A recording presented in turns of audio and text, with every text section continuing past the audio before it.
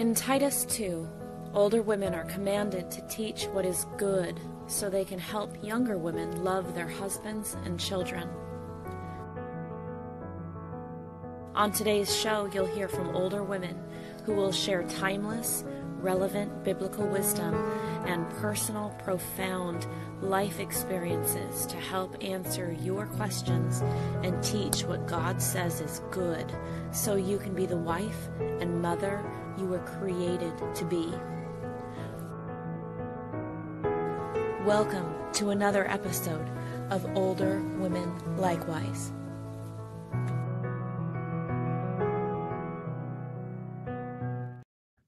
Good evening. We're so glad you could join us this evening. Beth and I, you remember my daughter Beth, she and I want to tell you some about our recent trip to Greece and the Grecian Isles when we were walking in the steps of the Apostle Paul.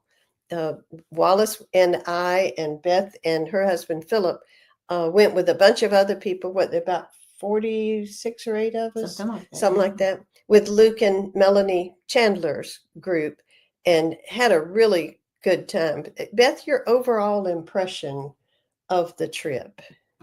There was a lot to see. We were very busy. There wasn't a lot of sleeping going on, but it was absolutely amazing. I couldn't believe how well preserved. So many things were well preserved. It was just amazing. Yeah, it was different than you all may remember. Ashley and Cindy and I and others had gone to Israel, and the ruins and all were not as well preserved in a lot of places. It was just more the geography of it. But we're really excited. Let's see if this thing will work for us. Very good. Okay. I'm never sure about the producing here. This is a picture of olives. And some of you may know that Wallace and I farmed for several years, a long time ago. But the agriculture has always been significant to me and important and very interesting. So when I'm always looking at, look, this product and that product. So the olives and there were olive trees around. That was really interesting. The first city that we went to was the city of Corinth. We landed in Athens, but then we went to Corinth and saw the ruins in Corinth. Here Corinth is where Paul met up with Aquila and Priscilla. And I don't know if you had that scripture that you were thinking of to read, but you may recall that Paul in Acts chapter 18, right? Yeah, that he came to Athens.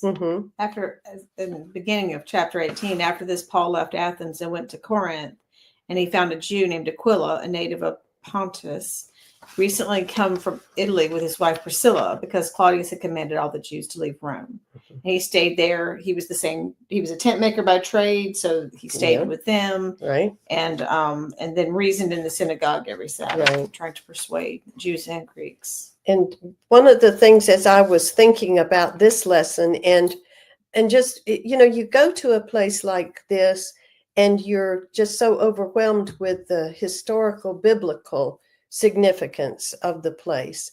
And while there aren't so many, I guess, lessons of application maybe that we can make here, but I got to thinking about Priscilla. Aquila and Priscilla had been driven away from their home.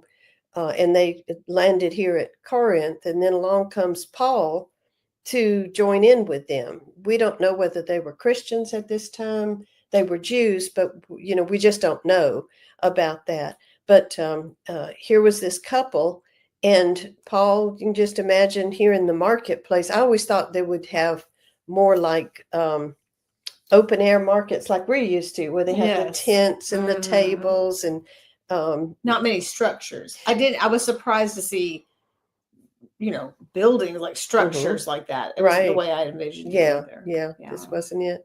But that, he comes up and he wants to join them. And so Priscilla did a fair amount of sharing. She shared I mean, they shared their income with Paul because while he could add to the income, still, There's he only was so many people buying tents. tents. Exactly, exactly.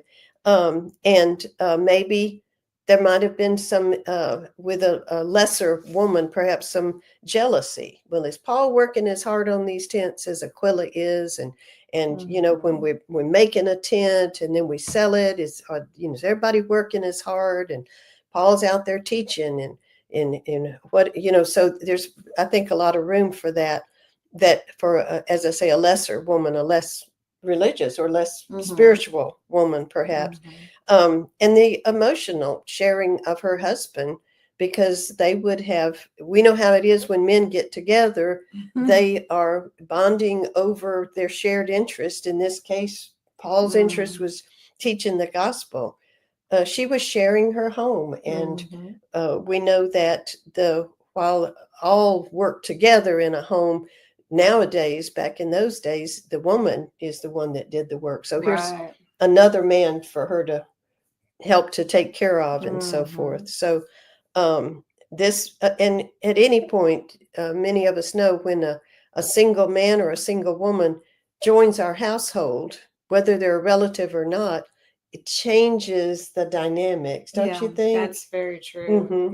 Absolutely. And Priscilla made this adjustment for Paul because this was the right thing to do. This was what was good to do at the time.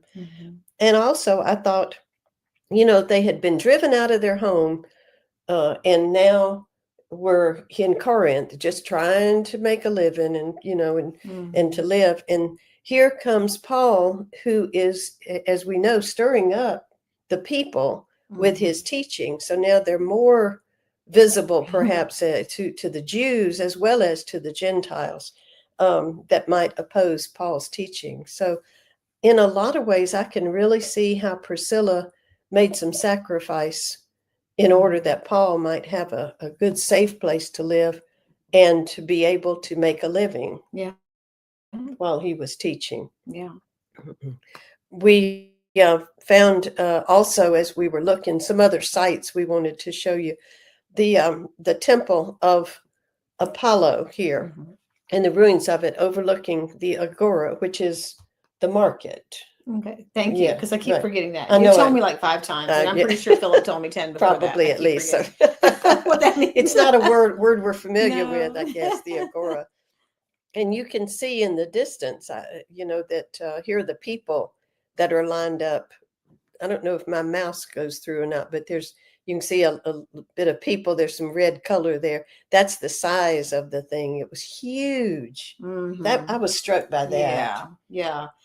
It was pretty amazing. Pretty amazing how big those things were and how they were still standing. That was amazing to me. Like, how did this not fall down by this point? I had always thought of them as the stone as being one tall pillar. Right. But I think we saw it was more. It was because how could they have? Yeah. They didn't have the big. Yeah, that was interesting. And that each little portion of the pillar was slightly different sized than the one below it. It was very interesting to hear them talk about that. Explaining that. But you can see we're overlooking the Agora, this temple was. And I think this is a video, that I had made. Let me pull down because this part's not too great. I think is the one. Yeah, there it is. There we go. And that's walking into the marketplace. Yeah. So you can see some sense of the size of it. A lot of other visitors there besides ourselves. Yeah, there were a lot of people coming to see all these sites. It's a very popular site. Yeah. Here you'll see the temple in the background, and this covered part here in the middle. They thought that might be the shambles that are talked about in 1 Corinthians, where they would sell the meat that was sacrificed to idols and so forth.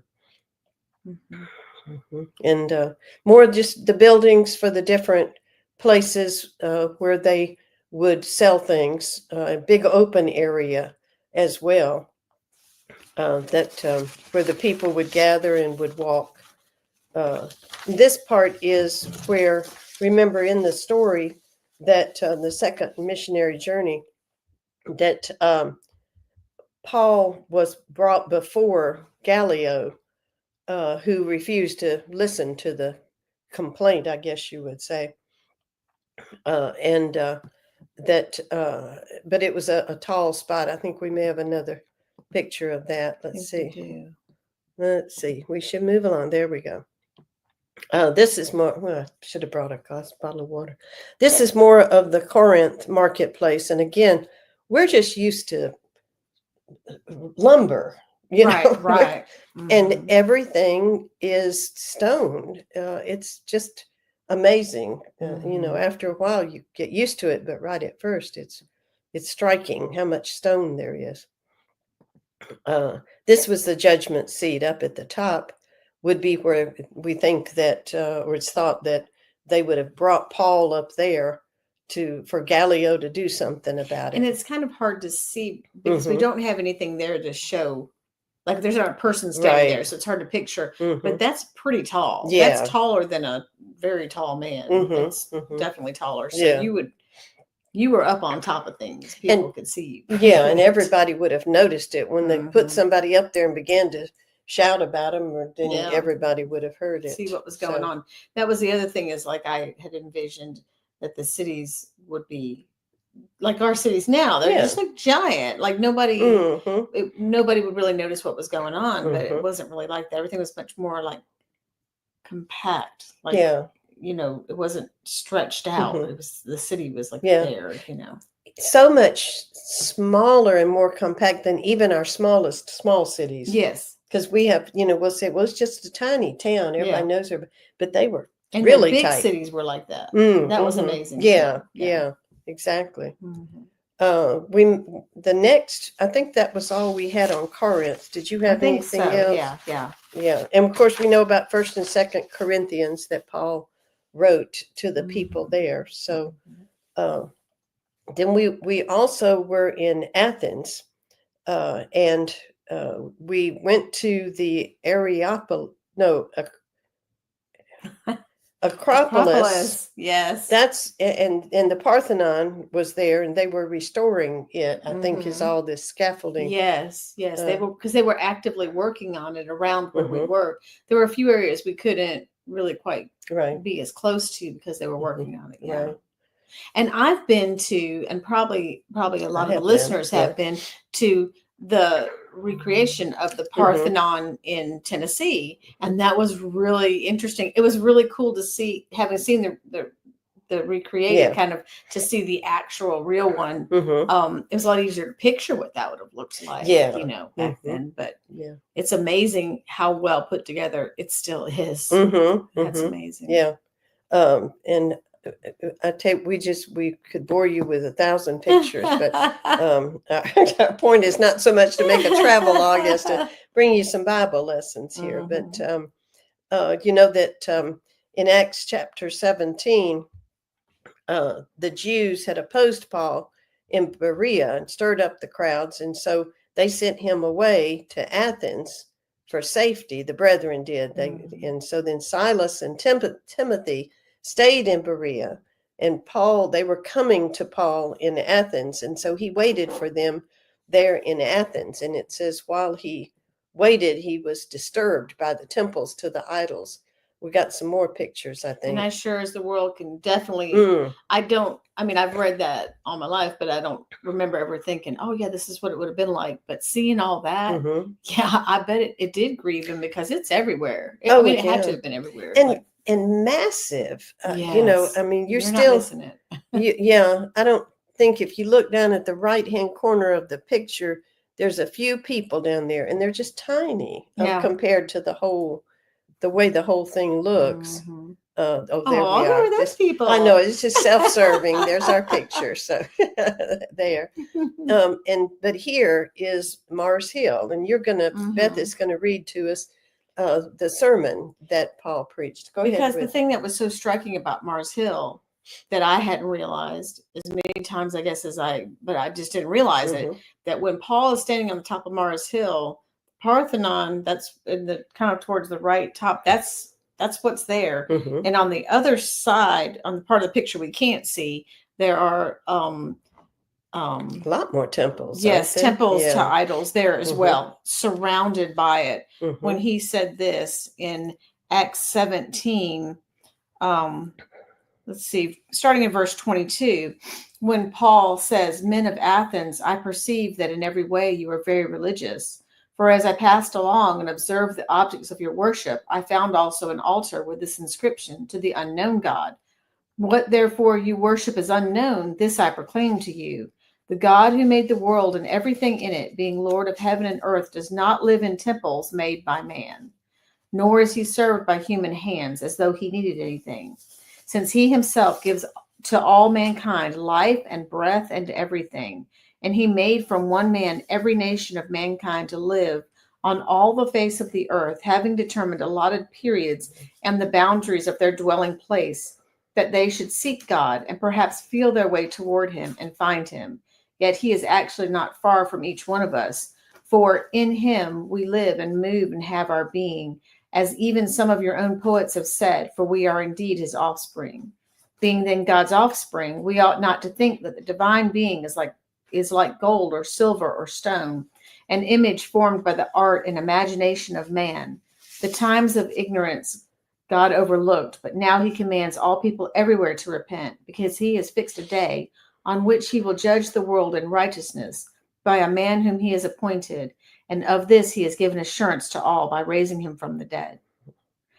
And some of what to me hits different Mhm. is when he says to them that God is not, he does not live in temples made by man, as they look at the temple. Mhm. Mhm. Yeah, there it is. And he is not, and he even quotes some of their own poets. And I just Yeah. to stand up there. And when we stood up here on the top of Mars Hill, Luke Mhm. read to us these verses as we stood and looked over, and it was amazing. Mhm. It was just a Yeah. moment I Mhm. don't think I'll ever forget. Yeah. It was beautiful. There's just something about reading and hearing read the scripture at the place where it was said, Mhm. you know, where things, where the things happen. That's just so, I don't know. You It could just, really picture Mhm. Yeah. what that was like, and Mhm. how much. I think for me, my takeaway from it was, if Paul could stand up there in the midst of a place like this and speak like that, Yeah.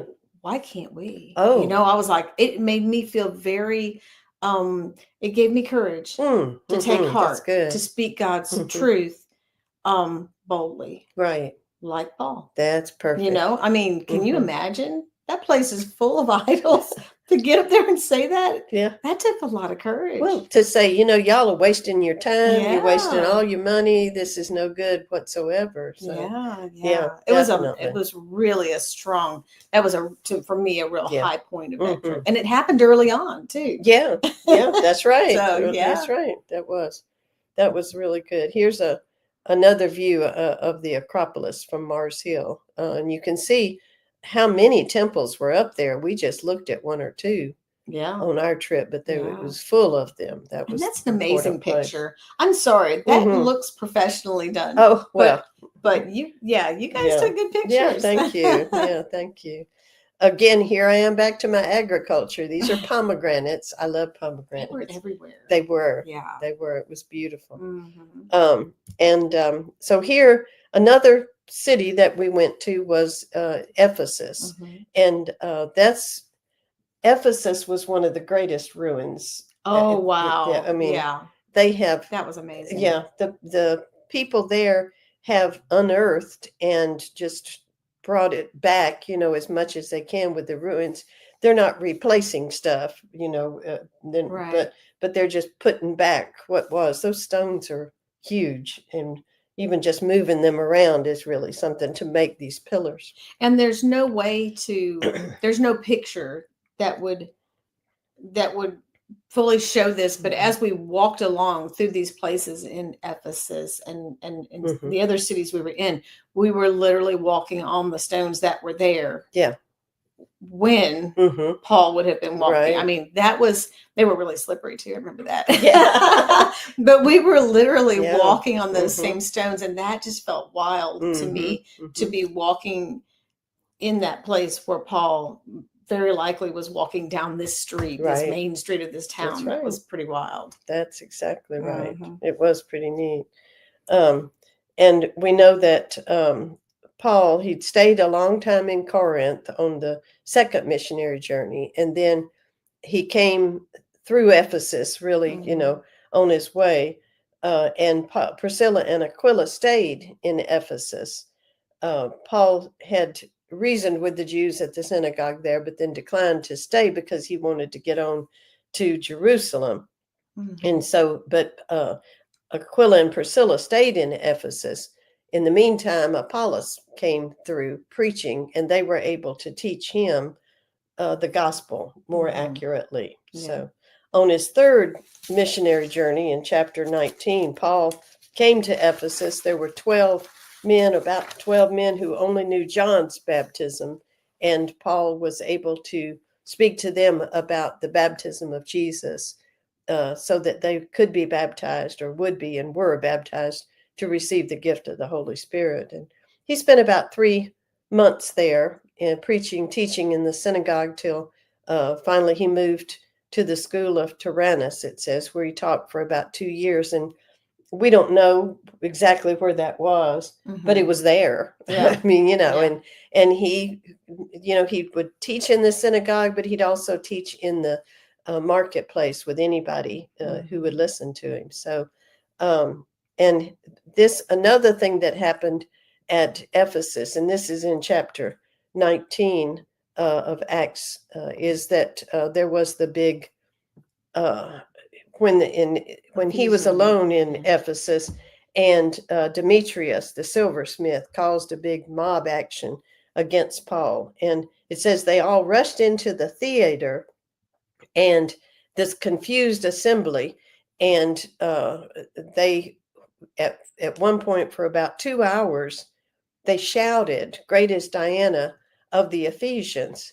And of course, we didn't have a crowd to be shouting, "Great is the Diana of the Ephesians," but there was one gentleman from another group that took it upon himself to sing the Lord's Prayer. It was the sound was amazing. It was wild how loudly it echoed back. Because this is stone and how it was ringing. Yeah, and this is without any amplification. It is just his voice. As it is in heaven, give us this day 24,000 people can sit in this. And forgive us our debt as we forgive our debtors. And lead us not into temptation, but deliver us from evil. For thine is the kingdom and the glory and the power forever.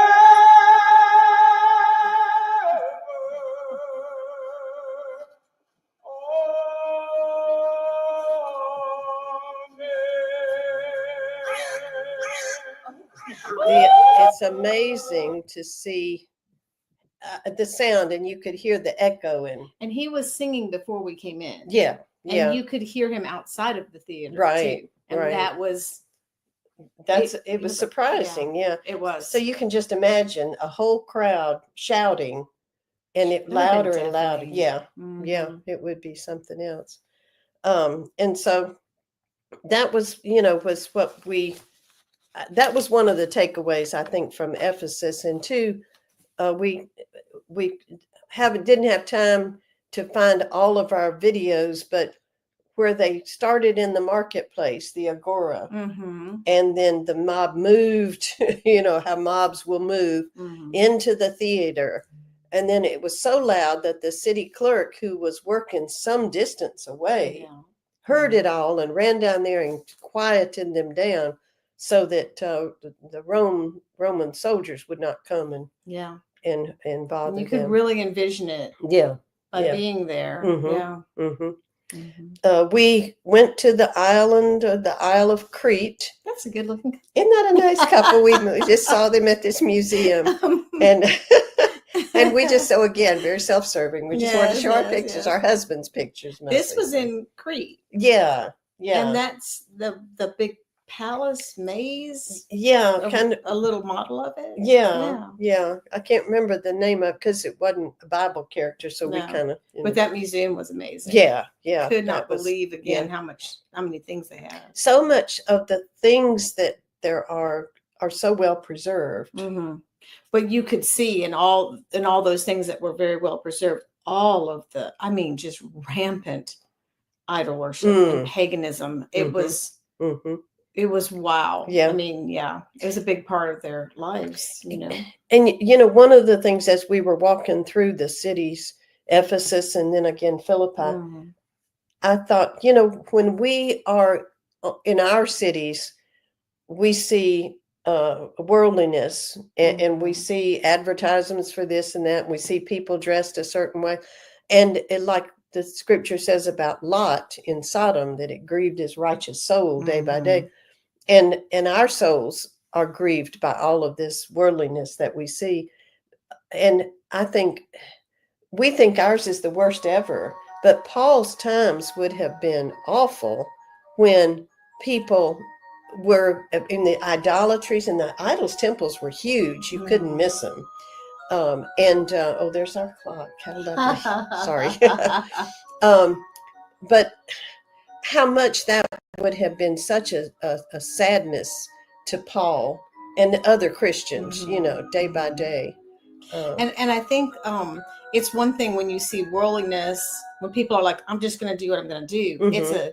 There's another level, I think, added to that when the worldliness is actually this is their religion too. It's tied in the paganism, the immoral things they were doing were tied to their worship. So it wasn't just saying, hey, you shouldn't be doing this immoral thing, but hey, you shouldn't worship your God and you shouldn't do this immoral thing. So I think people's emotional reactions to that, at least especially from what we can read, was pretty strong. Yeah. They didn't like that. That wasn't what they wanted. No. Exactly. We went to Delphi. They called it Delphi, didn't they? Delphi? Yeah, because I thought it would be Delphi, but they called it Delphi. Yeah. An oracle was there. And that was interesting what they said. I didn't get to go up on that part. They said that when people would travel all the way to the top, and I didn't go all the way to the top, Philip did, but I went a lot of the ways. There were a lot of stairs, and I was just not doing all the stairs, but I did a lot of the stairs. You had to go all the way up to all these stairs, and there was all this whole process to go. And when you went up there and you asked them your question, the answer was not like a prophecy in the way that it was like you would get this kind of cryptic answer that you could really just interpret any way you wanted to. It was like a wise saying or a horoscope or a fortune cookie. Yes, kind of like that. Yeah. And not the way that, I've always thought the oracle was like that they would claim Not to like, prophesy, but they weren't claiming that. Oh. They were just giving you some wise fortune cookie. I guess, fortune cookie horoscope. And you could interpret it any way you wanted to. Any private interpretation you wanted to have. So that was interesting. Yeah, that was neat. Another place we visited, strictly non-biblical, scriptural, were the monasteries that were situated way up on the top of these. One of them inaccessible. Yeah, one of them that we saw when we were going up there, and they said we're going to go check one of these monasteries out. One of them we saw had like a cable car over across there's nothing underneath it bringing in supplies. And for just a minute, I thought that's where they were taking us. And I was like, I'm staying on the bus. I'm not doing that. That's scary. Oh, man. I guess But we didn't go on that one. No. It wasn't that. No, that wasn't that. I think that was this one. I could see a little cable car right across there. Scary. But that was amazing. So, but Berea was another one of the Mhm. places that we went, but again, we didn't do much more than just see. Yeah, I don't think The area. they didn't have as many things Mhm. unearthed or Yeah, for us to yeah. see. But now Athens was interesting. Yes. But at one point, our guide said, our local guide said, they talk about having a subway system in Athens because it's a big city and it needs a subway system. But as we were driving on the bus, she said, but look over to the right and you can see the difficulties that there are. And as we went by and you looked over, there was the escalator to go down, and when you could see the hole and all these ruins down there. Yeah, as soon as they dig deep enough, ruins, and they have to stop. Yeah. So that was just like ruins everywhere. Yeah. So this is in Thessalonica, the Agora, which they call Thessaloniki. Thessaloniki. Yeah. It was a beautiful. Mm. The city was beautiful. Mhm, They had so many. Yeah. It was just beautiful. But you see in the background, there's their kind of an amphitheater Mhm. as well, and that was the typical of the You cities. couldn't get really close into that one. I remember. Yeah, It was kind of further Mhm. off. And then at Philippi, another Mhm. amphitheater, and again the sound. It was amazing how Yeah, well it really the sound was. to Absolutely. travel. And I think that's all the pictures That's all that of our we have. slideshow. Yeah. So, but of course we do naturally have a zillion pictures, So, But when we came back, I was telling some of the ladies in the congregation where we are. They said, "Oh, when are we going to hear about your trip?" And I said, "Well, we have like 834 pictures." And they were like, "Oh, never mind." They didn't want to hear. They didn't want to hear about all those. Yeah. Trap them and make them watch our slideshow That's for right. 5 hours. We took so many pictures and videos, and it was just an amazing trip. And we appreciate Luke and Melanie Chandler for having organized the Absolutely. trip, and so that we could see. They did all a of wonderful these. job, Mhm. and I really had never thought about how much work it is, just constant Yeah. the whole trip, Yeah. because you're trying to keep together all the Mhm. people and all the things going on, and we were definitely keeping us all together was kind of like herding cats. I'm Yeah, pretty sure. yeah. I'm pretty sure. Where's everybody? Is anybody missing? Counting Trying to keep up with us. Yeah. But it was a wonderful experience, and we are so glad that we went. Yeah, And absolutely. it was just being in the places where we know the Apostle Paul and others were. It just affects you, and we hope that our little bit of a travel log here, that perhaps you've seen some things that will also help you as you're reading the scriptures and understanding them. So thank you again so much, Beth, for being with me. I told her she had to. So. But it's still nice to be thanked. Oh, that's good. Yeah. And I appreciate everyone watching the program for us tonight. So good night. Good night.